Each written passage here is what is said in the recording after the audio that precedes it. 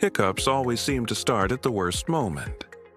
In the middle of a serious conversation, during a quiet exam, or right after eating too fast. They're sudden, repetitive, and strangely uncontrollable. And even though they're harmless, they can feel frustrating. So what exactly is happening inside your body when you hiccup? A hiccup is a reflex, a brief misfiring in a system that usually works smoothly.